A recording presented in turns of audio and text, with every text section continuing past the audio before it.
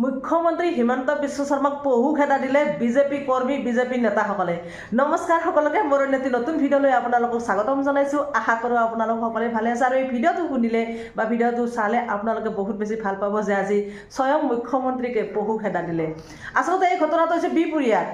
আপোনালোকে সকলোৱে জানে বৰ্তমান অসমত এতিয়া যাত্ৰা চলি আছে। কংগ্ৰেছে যিহেতুকে পৰিৱৰ্তন যাত্ৰা আৰম্ভ কৰিছে, গতিকে বিজেপি চৰকাৰখনে আৰু বহি থাকিব নেকি? শাসকীয় চৰকাৰ তাতে একো হয় নাই, বিভিন্ন আঁচনি দি থৈছে, মহিলাসকলক হাতৰ মুঠিত ৰাখিব চেষ্টা কৰি আছে।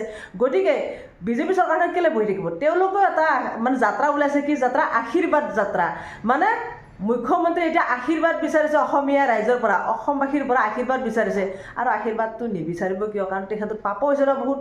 তেখেতে হয়তো অনুভৱ কৰিছে যে মই মুখ্যমন্ত্ৰী হৈ বহুত অন্যায় কৰিলোঁ অসমবাসীৰ পৰা, অসমবাসীৰ লগত অন্যায় কৰিলোঁ। বা অসমৰ আজি সম্পদ জুবিনদাৰ ক্ষেত্ৰতে কওঁ, জুবিন গাৰ্গ নাইকিয়া হ'ল আমাৰ দিনতে, আমাৰ চৰকাৰখনতে বহুতখিনি গুণা হ'ল, বহুতখিনি পাপ হ'ল। আৰু সেইকাৰণে চাগে এতিয়া তেখেতে আশীৰ্বাদ যাত্ৰাই ওলাইছে যে অসমবাসীৰ পৰা মই এটা আশীৰ্বাদ ল'ব লাগিল। আশীৰ্বাদ ঠিকে ওলাইছে। আশীৰ্বাদৰ নামত তেখেতে কি কৰিছে তেওঁ নিজে গম পোৱা নাই। সিদিনা দেখিছোঁ বিজেপিৰ যিখন ফুল, একদম প্ৰতীক, বিজেপিৰ প্ৰতীক ফুলখনে তেখেতে ফুলটোকে গছকি তেখেতে আশীৰ্বাদ লৈছে ৰাইজৰ পৰা। এইটো নিউজত দি আছে, চাই আছোঁ বাৰু। যি কি নহওক, যোৱাকালি গৈছিল বিহপুৰীয়াত গৈছে যিটোকে আকৌ আমি জানো বিহপুৰীয়া সমষ্টিৰ কংগ্ৰেছৰ পৰা প্ৰাৰ্থী আছিল ভূপেন বৰা। ভূপেন বৰাটো কংগ্ৰেছ ত্যাগ কৰিলে। ত্যাগ কৰাৰ লগে লগে আমাৰ মুখ্যমন্ত্ৰী আদৰি ল'লে, ভূপেন বৰাক বিজেপিলৈ আনিলে। এতিয়া বিজেপিলৈ আনিছিলে যিটোকে আমাৰ মুখ্যমন্ত্ৰী ভাবিছে বিহপুৰীয়াত মই বিজেপিৰ ফালৰ পৰা টিকট দিম ভূপেন বৰাক।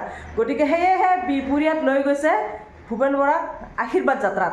যিটোকে আশীৰ্বাদ যাত্ৰাত ভূপেন বৰাক লৈ গৈছে, ইতিমধ্যে তাৰে কৰ্মীসকলে গ' বেক দি আছে। তাৰে কৰ্মীসকলে মানিয়ে লোৱা নাই যে ভূপেন বৰাক তাৰ পৰা টিকট দিব। ভূপেন বৰাক তেওঁলোকে প্ৰাৰ্থী হিচাপে নিবিচাৰে। তেওঁলোকে এটা কথা কৈছে যে আমি বিজেপিক ভেটি একদম পূৰা মজবুত কৰি লৈছোঁ। বিজেপি যাতে কোনোদিনে কোনো হলশেষত নপৰে, আমি বিজেপি নেতা কৰ্মীসকলে মজবুত কৰি লৈছোঁ ভেটিটো। গতিকে ইয়াত কোনো আহিব নোৱাৰে। ভূপেন বৰাক আমি চিনিয়ে নাপাওঁ বুলি তেওঁলোকে কৈছে। বেলেগ আন কোনোৱেই নহয়, এজন নাম কওঁ অমিয়া কুমাৰ ভূঞা।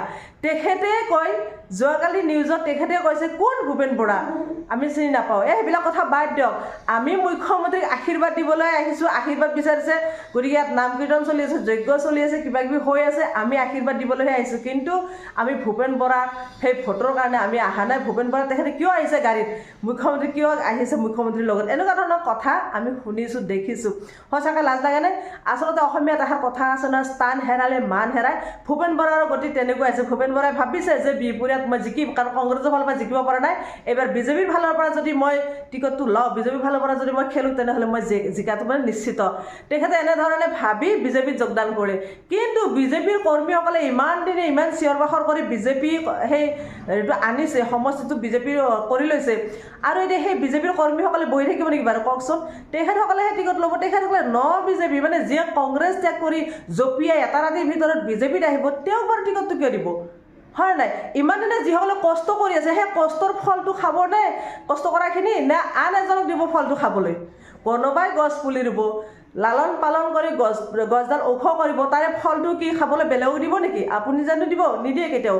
গতিকে বিহপুৰীয়াতো সেই একে গতি আছে। বিহপুৰীয়া ৰাইজে ইমান কষ্ট কৰি বিহপুৰীয়া সমষ্টিটো ভেটি মজবুত কৰি ল'লে বিজেপিৰ কৰ্মীসকলে, আৰু এতিয়া সেই কংগ্ৰেছৰ পৰা জাপ মাৰি যে পৰিছে বিজেপিত, বিজেপি বুলি কয়। আৰু তেখেতক এতিয়া বাৰু দিব নেকি সেই টিকট, বা তেখেতক জিকাই পিনে আজি পঠাব নেকি সেই সমষ্টিৰ মানুহে? কেতিয়াও নপঠায়। সেয়েহে বিহপুৰীয়া ৰাইজে সিদিনাখন মুখ্যমন্ত্ৰীৰ সন্মুখতে কৈ দিলে যে ভূপেন বৰা গ' বেক, ভূপেন বৰা গ' বেক। বহুত ডাঙৰ হুলস্থুলীয়া পৰিৱেশ হৈ গ'ল, হুলস্থুল। আৰু ভূপেন বৰা তেতিয়া গাড়ীৰ পৰা নামিলে। মুখ্যমন্ত্ৰীৰ কাষতে থিয় হৈ আছিল গাড়ীখনত ভূপেন বৰা, যিটোকে সেই সমষ্টিটো ভূপেন বৰা বুলিয়ে কয়, বিহপুৰীয়া সমষ্টি। সেয়েহে ভূপেন বৰা তেতিয়া গাড়ীৰ পৰা নামি হাত জোৰ কৰি সকলোকে ক্ষমা খুজিলে হ'ব কি? কিন্তু ৰাইজ কেতিয়াও শান্ত নহয়। ৰাইজৰ খং ভূপেন বৰাৰ ওপৰত। আৰু যিজন ভূপেন বৰা অশ্লীল ব্যৱহাৰ কৰা বুলি সেই ভূপেন বৰাৰ ওপৰত বহুতকেইটা কেছ হৈছিল, বহুতকেইটা গোচৰ ৰুজু কৰিছিল, মহিলাসকলেও গোচৰ ৰুজু কৰিছিল। এতিয়া সেইজন ভূপেন বৰা কেনেকৈ নিকা হৈ গ'ল বিজেপিত যোগদান কৰাৰ লগে লগে? মুখ্যমন্ত্ৰী নিজে কৈছিল ভূপেন বৰাক ভোট দিব নালাগে, ভূপেন বৰা ভাল নহয়, ভূপেন বৰা য'ত থাকে, ভূপেন বৰা নাৰীৰ কেলেংকাৰী টাইপৰ এনেকুৱা ধৰণৰ বিভিন্ন কথা কোৱা আমি শুনিছিলোঁ মুখ্যমন্ত্ৰীৰ মুখেৰে। আৰু সেইজন ভূপেন বৰা এতিয়া বিজেপিত যোগদান কৰাৰ লগে লগে কেনেকৈ নিকা হ'ব, কেনেকুৱাকৈ চাফা হ'ব চাওকচোন বাৰু আপোনালোকে। এইটো সম্ভৱ জানো? গতিকে বিহপুৰীয়া ৰাইজে খুব ভালদৰে বুজি পাইছে ইমান দিনৰ কষ্ট কৰি যিটোকে আজি বিপুৰীয়া ৰাইজে বিজেপি হেৰিটো গঠন কৰি লৈছে মজবুত কৰি লৈছে এতিয়া তেখেতসকলৰে কোনোবা এজনে টিকটো ল'ব আৰু আজি কিয় দিব বাৰু ভূপেন বৰাক এৰাতি তেখেতে জানি লওক বিপুৰীয়া ৰাইজে কৈছে যে ভূপেন বৰাই 5 বছৰ অন্তত শিকি লওক বিজেপি দলৰ নীতি আদৰ্শ তাৰে পিছত টিকট বিচৰক গতিকে কালি যোগদান কৰি আজি তেখেতে টিকট ল'লে বা আজি তেখেতে ইয়াত আহি মানে আশীৰ্বাদ যাত্ৰা বিচাৰিলে নহয় তেখেতে কি পাপ কৰিছিল নেকি এনেকুৱা বিভিন্ন ধৰণৰ কথা আমি শুনিবলৈ পাইছোঁ গতিকে ভূপেন বৰাৰ কাৰণে মুখ্যমন্ত্ৰীৰ তাতে অথন্তৰ লাগিল মুখ্যমন্ত্ৰী তাৰ পৰা বেয়া ক'ব লগা হ'ল ঘূৰিব লগা হ'ল মুখ্যমন্ত্ৰীক বহুত মানুহে এতিয়া বেয়া পাইছে বিজেপিৰ মানুহখিনি অন্তত কৰ্মীসকলে বেয়া পাইছে মুখ্যমন্ত্ৰী তেনেকুৱা বুলি ভবা নাছিল যে ভূপেন বৰাক যোগদান কৰাই যে তাৰ পৰা আমাৰ টিকট দিব আৰু ভূপেন বৰাক যে আশীৰ্বাদ বিচাৰি লৈ যাব লগত কৈ এই কথাটো অন্তত তাৰে ৰাইজে ভবা নাছিল সেয়েহে ৰাইজৰ খং উঠি বহুত ৰাইজ ঘৰা ঘৰিও গৈছে